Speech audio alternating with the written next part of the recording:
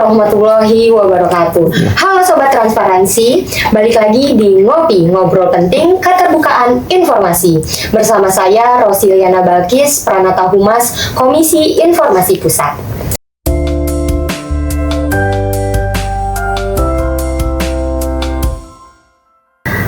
Hari ini spesial banget karena kita nggak cuma memperingati hari ulang tahun Kota Jakarta yang ke-498, tapi juga kedatangan tamu-tamu luar biasa yang siap berbagi insight menarik soal keterbukaan informasi di Jakarta.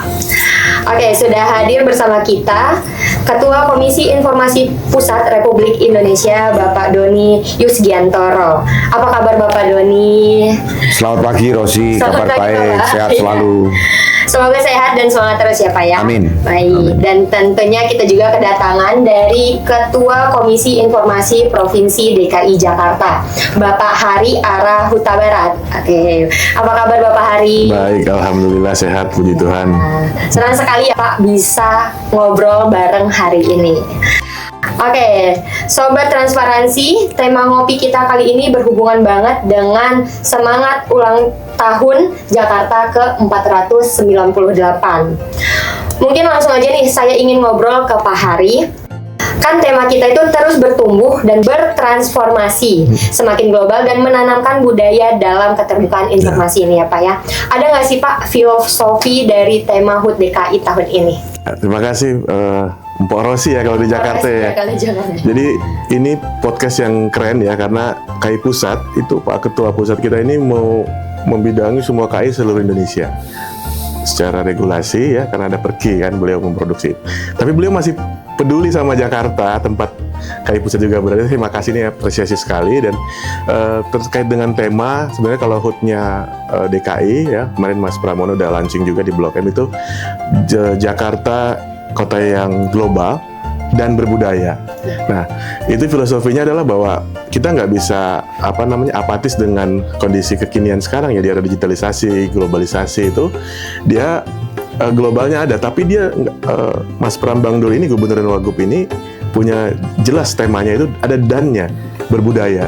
Jadi dia nggak lepas bahwa kita punya budaya di Jakarta, kita punya budaya Betawi dan jangan lupa bukan hanya budaya Betawi saja, Jakarta itu sebagai miniatur Indonesia dan bahkan miniatur global sebetulnya. Semua suku bangsa juga ada di sini dan hari ini juga saya pakai khusus ini batik dari Papua. Tandanya apa? Bahwa setiap orang Indonesia boleh minta informasi juga di Jakarta secara terbuka sesuai dengan ketentuan itu. Kurang lebih jadi filosofinya 498 itu nanti 2029 itu udah 500 tahun Jakarta. 498 itu ditulis itu tidak terputus, bahwa ada semangat kolaborasi yang tidak terputus. Dan di empatnya itu ada lidah api, menandakan itu apinya apa? Monasnya gitu empatnya. Dan di sembilannya itu ada seperti alat musik tanjidor, alat musik Betawi gitu. Dan itulah bagian yang tidak terpisahkan dari filosofi 498 itu salah satunya itu. Banyak lagi yang lain nanti mungkin bisa dikulik. Oke, jadi emang di tahun 498 ini logonya sendiri aja ada filosofinya ya Pak ya untuk nyambung ke 500 tahun ke depannya ya. Oke. Jakarta ini kan pasti nggak lepas dari dinamika perkembangan termasuk soal keterbukaan informasi publik nih ya Pak ya. Jadi keterbukaan informasi publik ini hak warga sekaligus tanggung jawab badan publik.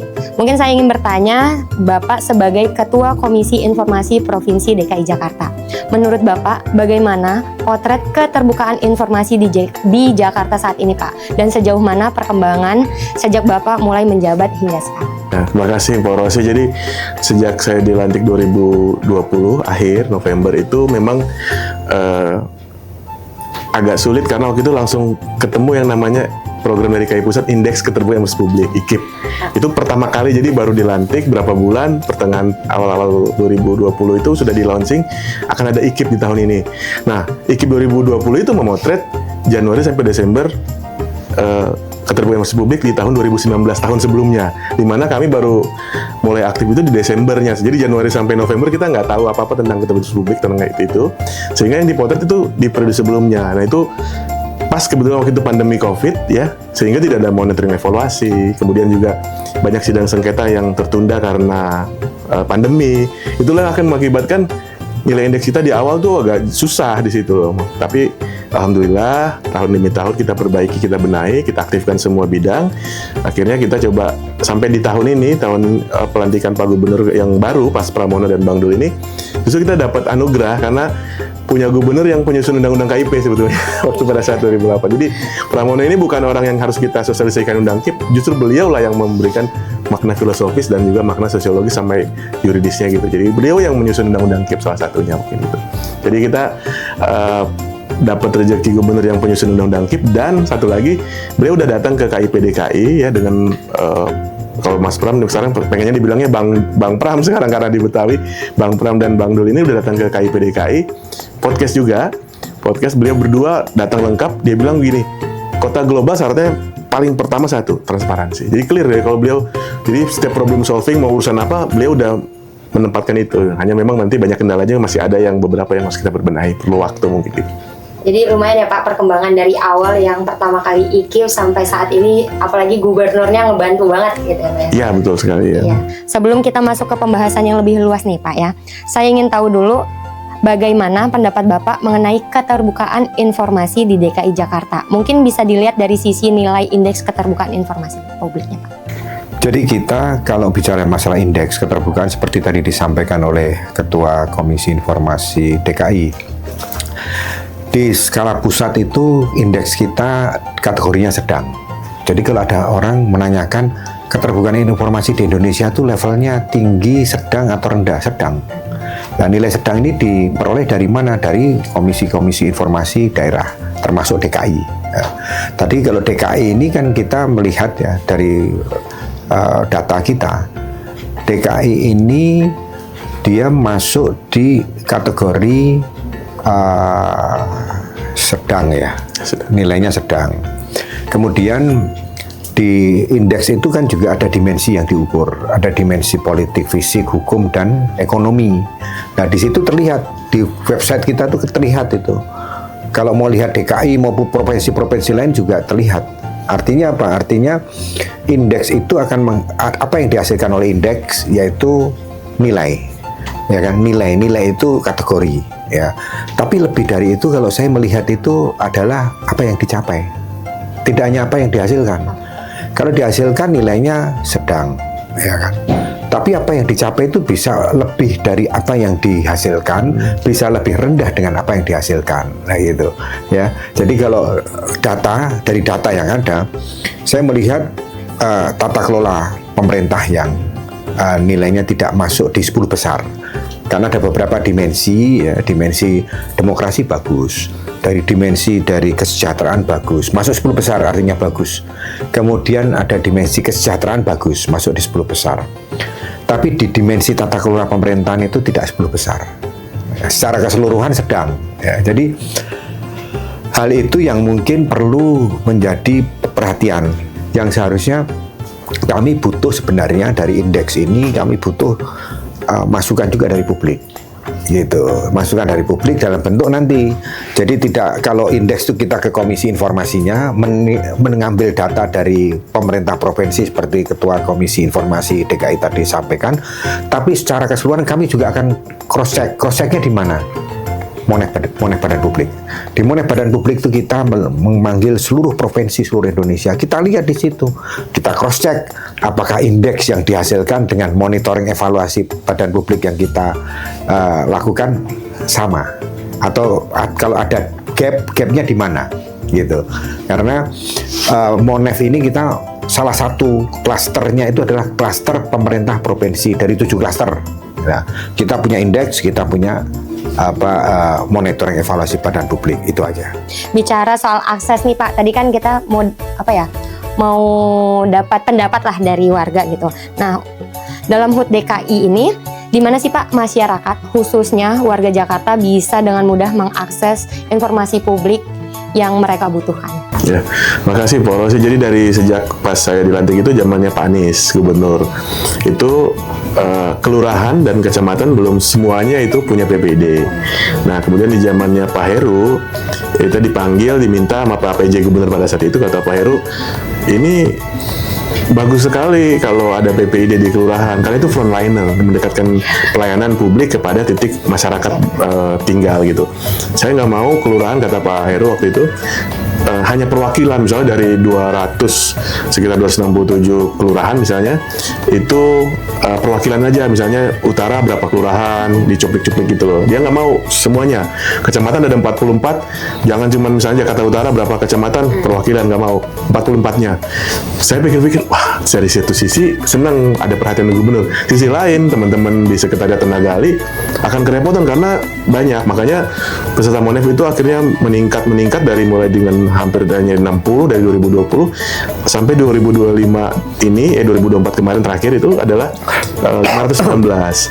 Jadi itu karena kenapa banyak? Karena kecamatan kelurahan itu sudah ikut menjadi peserta Monef dan memastikan bahwa yang ditanya Pak Rosi tadi, akses informasi publik itu sekarang di wilayah udah bisa langsung ke kelurahan. Nanti kelurahan kalau memang dia datanya tidak ada, dia bisa berkoordinasi dengan badan publik yang ada di ini, karena di situ ada pelayanan terpadu satu pintu juga, bisa berkoordinasi, dan di situ juga ada Dukcapil ya.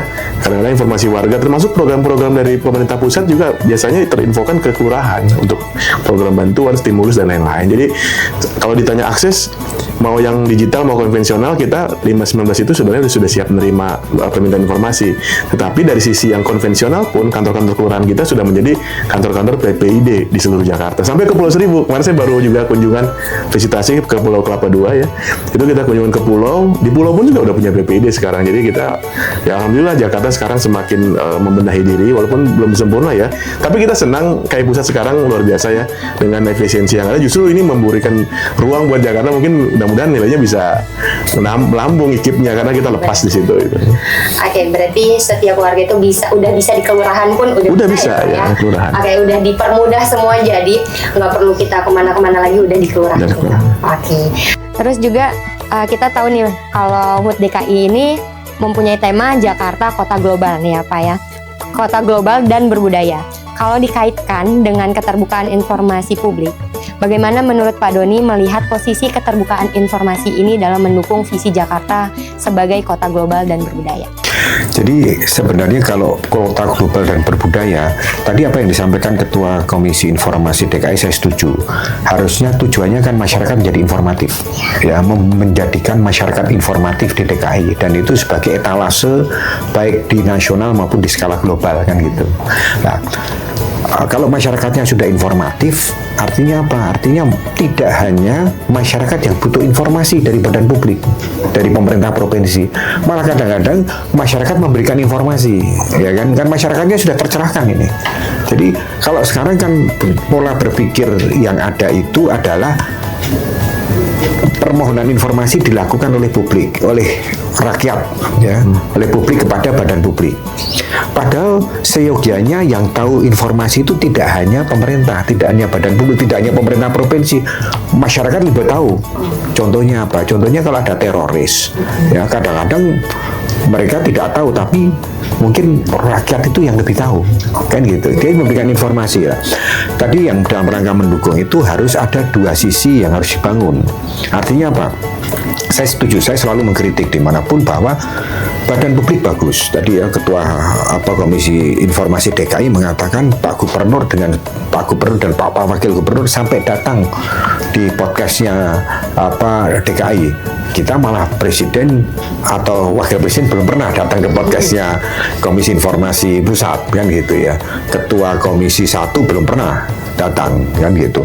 Tapi intinya kalau menurut saya harus ada balance. Di mana-mana itu harus ada titik equilibrium. Titik equilibrium itu antara yang memberikan dan antara yang meminta. Itu ketemu di tengah.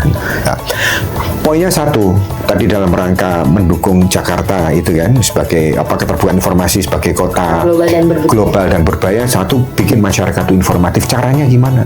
Caranya tidak harus tadi bagus yang dilakukan, ya sudah bagus terus dilaksanakan. Tapi yang paling penting ini harus dimanfaatkan oleh masyarakat. Kalau ininya bagus, ya di setiap kelurahan bagus ada PPID dan sebagainya, tidak pernah dimanfaatkan oleh masyarakat gimana? Iya. Ya saya pengen tahu ada nggak orang yang pernah bisa, mungkin Ketua Komisi Informasi DKI juga tidak bisa menjawab, saya pun juga tidak bisa menjawab berapa sih warga DKI yang sudah terliterasi keterbukaan informasi publik, berapa persen? Nggak ada yang menjawab. nggak bisa menjawab. Tapi kalau saya tanya berapa masyarakat DKI yang belum teraliri listrik, pasti tahu karena ada rasio elektrifikasi. Berapa yang belum terliterasi digital, pasti harusnya tahu karena ada indeks literasi digital. Tapi tidak ada indeks literasi keterbukaan informasi publik. Maksudnya begini Rosi, ini ada ketemu di tengah, harusnya yang paling bagus di tengah. Biaya yang dikeluarkan oleh pemerintah provinsi DKI, oleh Komisi Informasi DKI kan perlu biaya. Nah biaya-biaya yang dikeluarkan itu juga direspon baik oleh publik. Oh ya, ada informasi berkala, ada informasi setiap saat, ada informasi serta-merta yang dikecualikan. Tapi kita tahu semua yang memanfaatkan ini masih sedikit segelintir publik yang mohon maaf penumpang gelap kadang-kadang. Ada tujuan-tujuan lain ya. Nah ini yang perlu nanti ke depan ya, pemerintah provinsi DKI ya, kalau tadi sebagai kota global dan kota modern, buat masyarakatnya informatif. Caranya apa? Badan publiknya harus getol. Tidak hanya membentuk PPID ya, itu sudah bagus yang dilakukan, tapi harus disampaikan ke masyarakat. Kalau perlu dibuat itu rasio atau indeks literasi keterbukaan informasi publik. Saya kok memimpikan itu ya. Kalau nanti gubernur mengatakan, saya sampaikan bahwa pemerintah DKI masyarakatnya sudah 70% atau 60% atau 50% terliterasi keterbukaan informasi publik dengan baik. Wah itu bagus gitu lah. Tapi sekarang nggak ada gitu. Mungkin ini nyambung nih dari kutipan dari Bapak Doni ini ya. Kalau misalnya warga itu juga harus informatif gitu kan. Saya mau nanya ke Pak Hari, dalam implementasinya nih Pak, sejauh mana partisipasi masyarakat Jakarta dalam memanfaatkan hak atas informasi publik? Nah, apakah ada survei atau pemetaan dari KIDKI soal pemahaman masyarakat terhadap hak atas informasi? Ya, terima kasih Pak Rosi. Jadi kita pernah ada membuka ruang juga buat teman-teman mahasiswa magang ya di semua kampus di Jakarta. Dulu waktu itu saya dapat rezeki, KIDKI dapat rezeki. Yang magang ini teman-teman statistik dari UNJ. Nah, pas itu kita minta coba metodologi secara statistik ya, ilmiah tapi terbatas ya. Jadi sehingga dia coba survei di lingkungan sekitar gedung Geraha Mental Spiritual di kantor KIDKI. Dan ternyata itu hampir 90% itu tidak tahu sama sekali, tidak tahu undang-undangnya, tidak tahu KI. Karena gedung kami itu dengan Basnas, karena Basnas yang punya program untuk membagikan kepada masyarakat yang tidak mampu misalnya, ya itu tahunya Basnas. Oh, ini dari Basnas bukan dari KI. Apa tuh KI?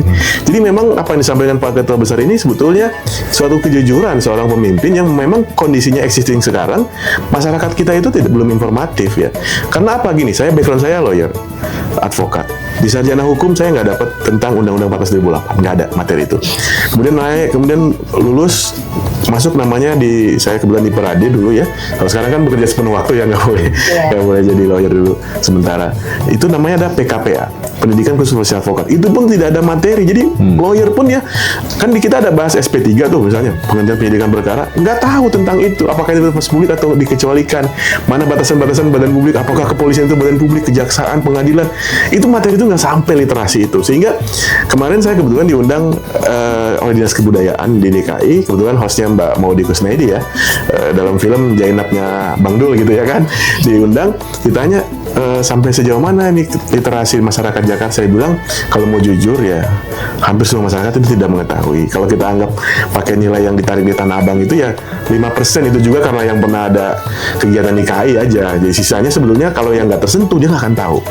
Termasuk di kampus-kampus, kalau kita buat Ghost to Campus KIDKI itu, makanya sekarang kita mau rubah polanya nih, mulai nanti yang di Mercu Buana kita coba ada 15 menit di kampus itu mahasiswa misalkan 100 peserta, kita kasih 15 menit mereka uji akses langsung dengan website masing-masing badan publik. Kita acak nanti masing-masing punya misalnya Pol PP DKI. Nah, mereka coba minta informasi ke Pol PP tentang apa yang terkait dengan mata kuliah mereka.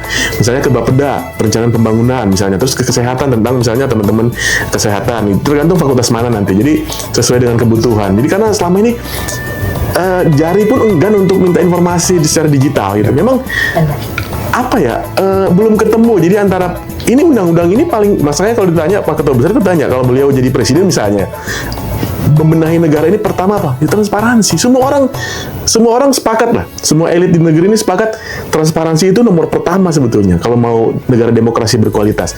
Tapi pada pelaksananya nanti dulu, ini kan kalau jangan terlalu terbuka. Ini titiknya masih di situ. Belum pemahaman terkait bahwa ini betul-betul menjadi menunjang visi misi negara, visi misi kalau konteks saya Jakarta, jadi visi misinya gubernur, memudahkannya adalah dengan cara transparansi itu. Makanya Pak Gubernur sekarang sudah menjadikan transparansi ini jadi problem solving, di mana-mana dia bilang pokoknya apapun itu, mau perizinan, mau kebijakan, semuanya kalau transparan itu pasti clear. Tapi semangatnya sudah ada, tinggal memang Jakarta punya PR. Ya PR-nya itu tadi belum punya perda sampai hari ini. Makanya itu juga berpengaruh, mungkin kalau udah ada perda indeksnya bisa 90 mungkin nanti ke depan. Ini perdanya memang belum ada, baru pergub. Tapi pergub yang sudah direvisi 2 kali. Nah, sudah itu. Mungkin itu kurang lebih ini ya. Oke, terima kasih untuk Pak Hari. Kembali nih ke Pak Doni. Setelah mendengar partisipasi masyarakat yang sangat kurang berarti ya Pak ya, pasti ada tantangan-tantangannya juga. Nah, menurut Bapak apa saja tantangan yang masih dihadapi dan mewujudkan keterbukaan informasi khususnya di Jakarta nih Pak? Kata dulu. Tantangan kalau saya melihat bahwa keterbukaan informasi itu bukan bottom up tapi top down. Top down satu dari badan publiknya dulu. Tadi Bapak Ketua Hari, yang Ketua Komisi Informasi DKI sudah mengatakan bahwa Pak Gubernur itu punya keberpihakan kepada keterbukaan informasi, itu sudah satu hal yang paling bagus. Apalagi di Monef kita, komitmen pimpinan itu menjadi hal yang penting. Ya, komitmen pimpinan selain yang lain ya, digitalisasi sarana dan prasarana. Ya, tantangannya adalah kalau hanya pimpinan badan publik ya, tapi ini memang sudah menjadi plus point. Ini harus juga di bawahnya.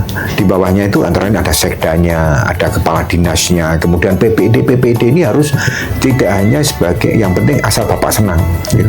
Ya. Kalau nanti Pak Gubernur ini bisa tadi seperti apa yang disampaikan oleh Ketua Hari, Ketua Komisi Informasi DKI, bahwa keterbukaan informasi ini bisa menjadi tidak hanya menjadi kewajiban, tapi kebutuhan. Kita ini butuh nih keterbukaan informasi. Jadi kebutuhan yang paling penting. Jangan hanya diwajibkan. Jadi pimpinan harus bisa memberikan kepada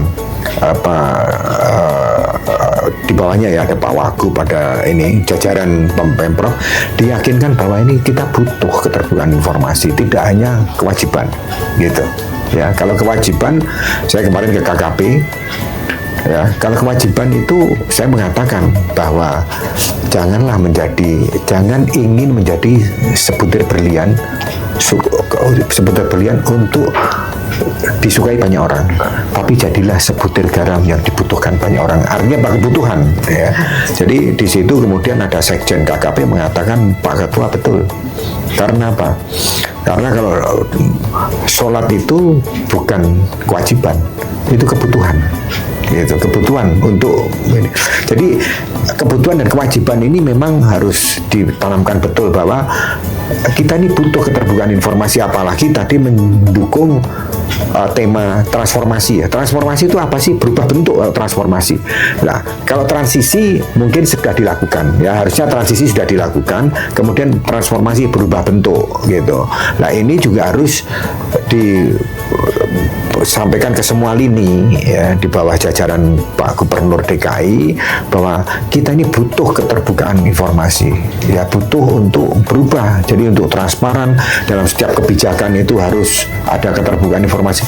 Itu gampang diucapkan tapi susah dilaksanakan. Mungkin Pak Hari bisa menambahkan apa saja tantangan yang terasa dan adakah upaya-upaya edukatif yang sudah dilakukan baik dari KI DKI maupun berkolaborasi dengan KI Pusat untuk mendorong kesadaran keterbukaan publik ini, Pak? Ya, yang pertama bagaimana memberikan kesadaran buat masyarakat Jakarta, terutama itu kita bebankan kepada badan publik yang dengan hasil monefnya informatif, dan menuju mereka sudah harus bukan lagi berpikir tentang bagaimana melayani informasi, tapi bagaimana mereka bisa mengedukasi masyarakat di stakeholder masing-masing. Misalnya Badan Perencanaan Daerah DKI, dia sudah informatif, dia harus bagaimana stakeholder yang ada, dia membuat kegiatan memperkenalkan literasi keterbukaan informasi publik kepada masyarakat di stakeholdernya. Jadi ketika sudah dapat informatif, kadang-kadang terus mau ngapain lagi dong, udah mentok nih nilai di atas. Nah, dia harus punya tanggung jawab sosial, dia harus menyebarkan luas itu. Nah, ditambah satu lagi untuk menambah literasi di Jakarta, ya, izin Pak Ketua Besar, ini memang kita sudah launching juga ya untuk ini terkait dengan zona informatif. Jadi badan publik informatif itu harus pasang spanduk besar-besar. Misalnya kelurahan Pancoran, dia misalnya ya, saya datanya saya nggak pegang langsung ya, karena misalnya satu kelurahan Pancoran karena rumah gitu ya, itu misalnya informatif. dia harus pakai di depan spanduknya, di depan yang besar, zona informatif menggunakan Undang-Undang 2008. Jadi masyarakat, oh ada ya undang-undang ini ya. Mohon maaf ya, saya mungkin kalau bukan di dunia KAI, saya juga nggak tahu undang-undang ini, karena saya cari cerita di segmen yang hukum aja, itu belum tersentuh gitu. Nah, makanya saya berharap ini menjadi momentum ya di HUT Jakarta yang ke-598 ini, 498 ini, 498, ini menuju 2009 itu menuju 500 tahun Jakarta. Kita berharap masyarakat sekarang itu yang justru betul kata Pak Ketua Besar. Jadi ini partisipasi publiknya itu bukan hanya pas musrembang, tapi tiap bulan, tiap tahun anggaran itu mereka ada momentum-momentum mereka memberikan informasi publik juga kepada badan publik. Dan yang paling menjadi catatan penting adalah kita berharap ya hasil dari keterbukaan informasi publik melalui Monef misalnya itu, Pak Gubernur juga pakai alat itu untuk misalnya jajarannya di pemerintah provinsi. Nggak mungkin ada badan publik yang nggak boleh informatif misalnya kalau di lingkungan Pemprov gitu. Jadi untuk suksesi kepemimpinan juga harus dipakai sehingga para pimpinan ini semuanya, oh ya ini suatu hal yang penting. Nah, yang saya jadi catatan adalah ketika keterbukaan publik belum menjadi suatu yang penting, ini bahaya. Jadi karena menggugurkan kewajiban, oh ada Monef ikut, ada ini ikut, tapi belum menjadi suatu, oh kita kalau nggak informatif pimpinan pasti diganti. Itu keren mas betul saya. Jadi salah satu dasarnya itu hasil monitoring evaluasi itu dipakai untuk pimpinan mengevaluasi, termasuk juga badan publik non pemerintah lembaga-lembaga di luar badan publik eksekutif ya. Yang misalnya pengadilan itu kan kita yang di Jakarta kita tetap juga Monef yang dipusatkan oleh ketua pusat itu ya, oleh KAI pusat. Nah itu yang menjadi catatan, ini dipakai sebagai dasar kebijakan sebetulnya, itu yang belum nyampe ke sana sebetulnya. Nah, termasuk yang Perda tadi, kita belum punya Perda keterbukaan publik di Jakarta. Gitu. Tadi kita sudah bahas edukasi dan juga tantangan. Sekarang saya ingin tarik lebih luas ke dampak jangka panjangnya.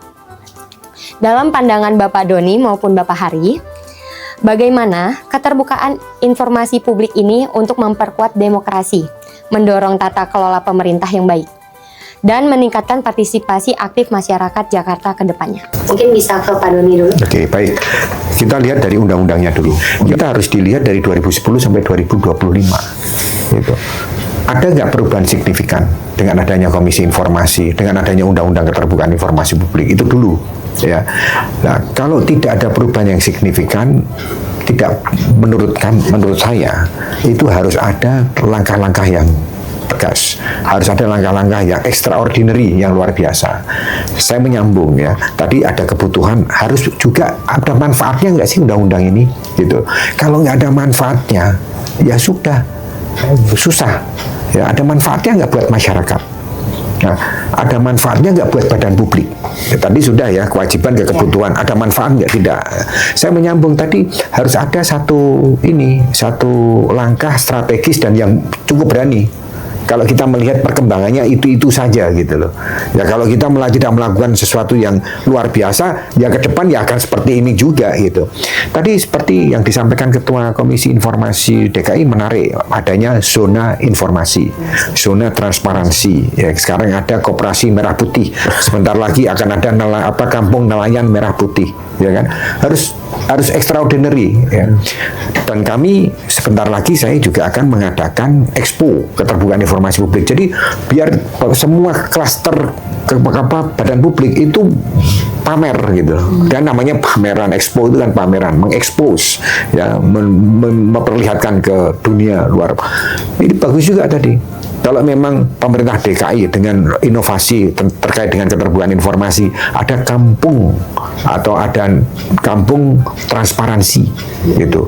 Tapi juga harus disampaikan juga, jangan hanya dibikin kampung transparansi tanpa orang-orang melihat manfaat daripada transparansi gitu. Ya, misalnya tidak di dekat DKI atau di mana di kampung, cari aja.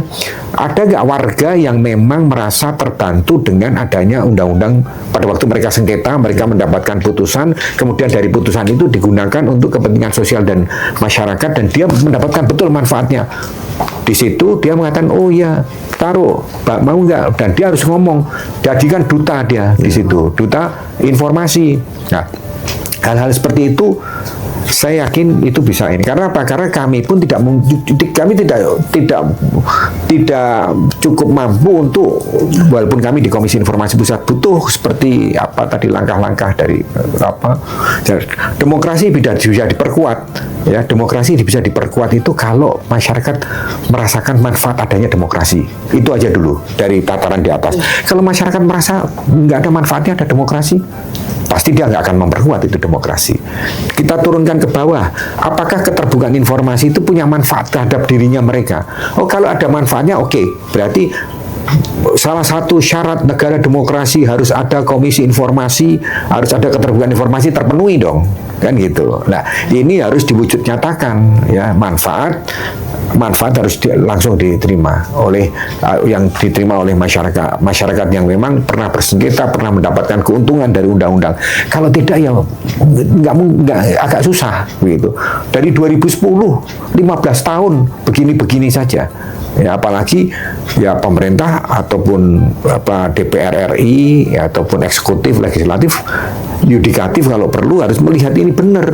Ini ada dua hal. Kalau mereka melihat manfaatnya di masyarakat ada, pasti mereka juga akan mendukung. Tapi kalau manfaatnya di masyarakat dari dulu, dari tahun ke tahun yang sengketa itu saja, kemudian juga yang menikmati itu saja, masyarakat ditanya nggak tahu, taunya malah kartu Indonesia Pintar, ya kan, daripada KIP. Nah, kan gitu, orang di luar mengatakan bahwa KIP itu tidak diperlukan oleh masyarakat. Karena masyarakat tidak mendapatkan manfaatnya. Nah, ini saya ingin di hari ulang tahun DKI ini, saya ingin melihat nanti ya Pak Gubernur, ya Pak Ketua Komisi DKI dengan inovasi-inovasinya dan berkontribusi di Expo kami Oktober nanti 2025. Tunjukkan di situ bahwa DKI ini adalah salah satu kota yang patut dipertimbangkan untuk bertransformasi, ya, menjadikan keterbukaan informasi itu diarus utamakan di semua kegiatannya, di semua lini lah, begitu. Rosi, terima kasih. Jadi bagaimana untuk memperkuat demokrasi dalam jangka panjang, berarti kan kata kuncinya adalah yang sustainable, berkelanjutan.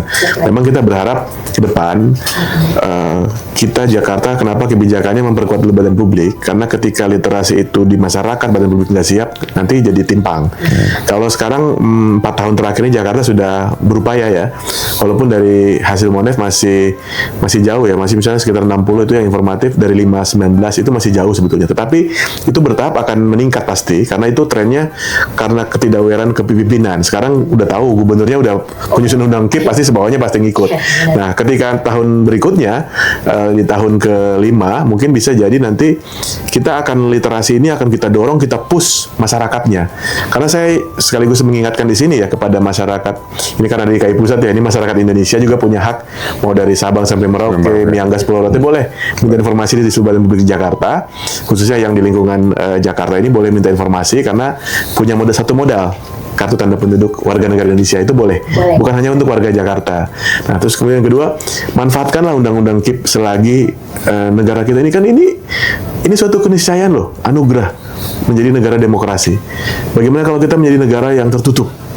Jadi masyarakat tuh kalau lihat badan publik itu takut gitu loh. Karena dulu di Bulgaria, Sofia, awalnya kan mengapa ada di sana deklarasi? Karena melihat ada suatu rezim yang otoriter, yang militeristik, yang betul-betul masyarakat sipil tuh nggak bisa mengakses apa-apa. Bicara demokrasi tadi. Jadi sampai kapanpun kalau masyarakat masih menginginkan negara yang demokratis, keterbukaan itu akan mengikut sebagai mata uang sebetulnya. Nah, oleh karena itu kita berharap di era digitalisasi ini kita tetap ingin pemerintahan itu open government, kepemimpinan yang terbuka. Mengapa? Supaya menjaga demokrasi kita konsisten. Kita nggak mau satu titik nanti tiba-tiba kita jadi negara yang junta militer gitu. Siapa yang mau coba? Makanya ketika negara ini sangat-sangat demokratis, bahkan nih pemerintah provinsi Jakarta ya mendorong terus acara-acara di kampus dibiayai oleh Pemprov secara langsung. Itu supaya jemput bola. Ayo dong, kita ini udah siap ditanyain informasinya. Ayo masyarakat nanya, mahasiswa nanya, tolong jadi agent of change lah kampus. Karena kampus itu sampai hari ini kita menganggap masih agent of change. Jadi kita datangin dulu target kampus.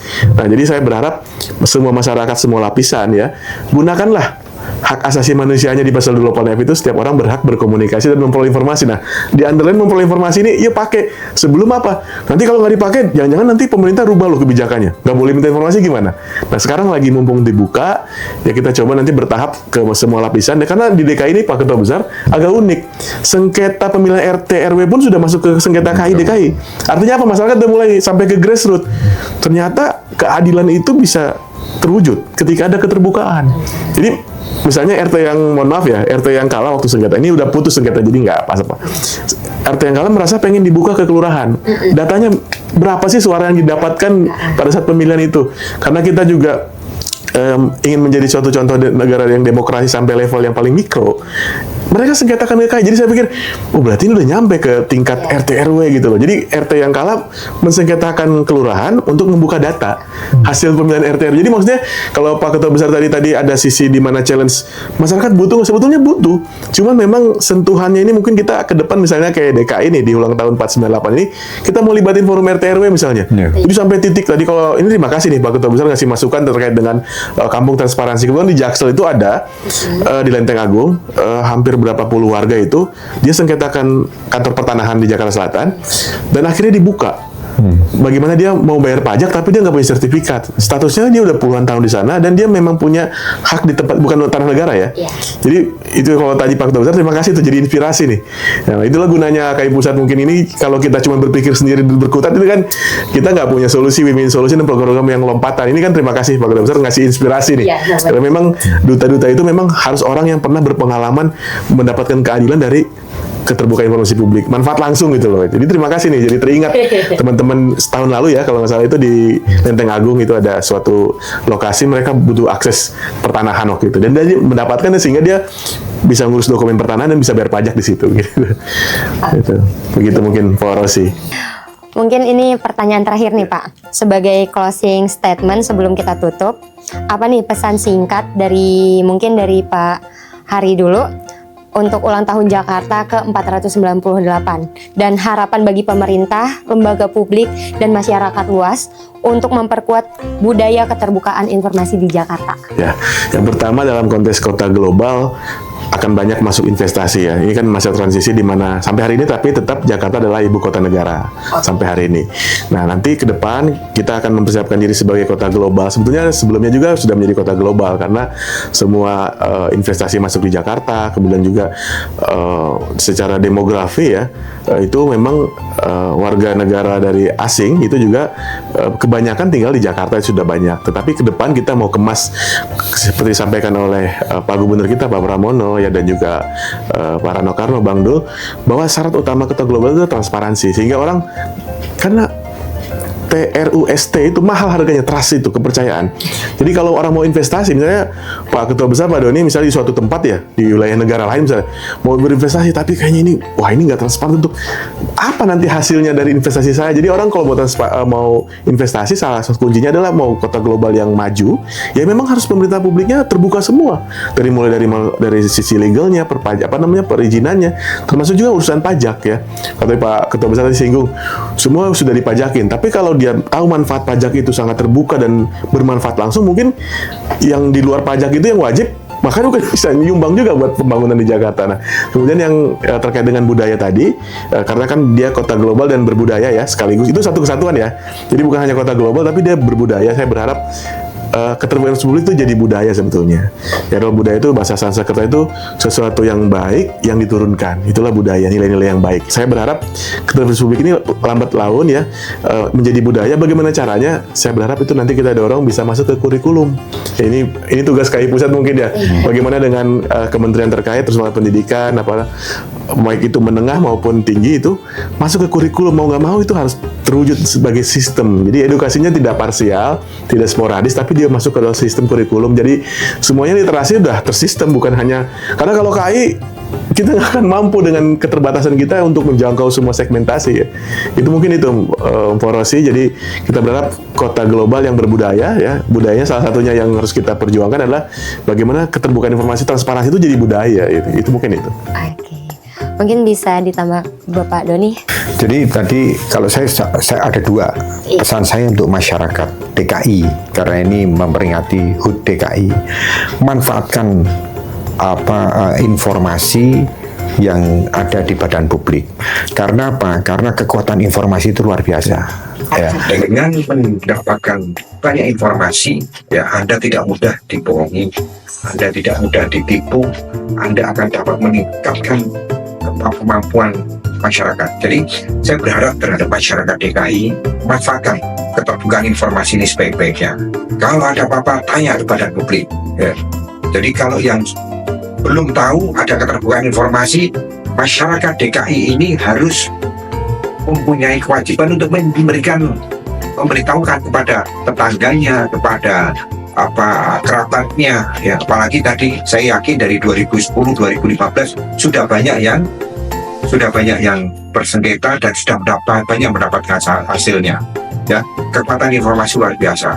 Jadi jangan sia-siakan Undang-Undang 14 2008 mengenai keterbukaan informasi publik.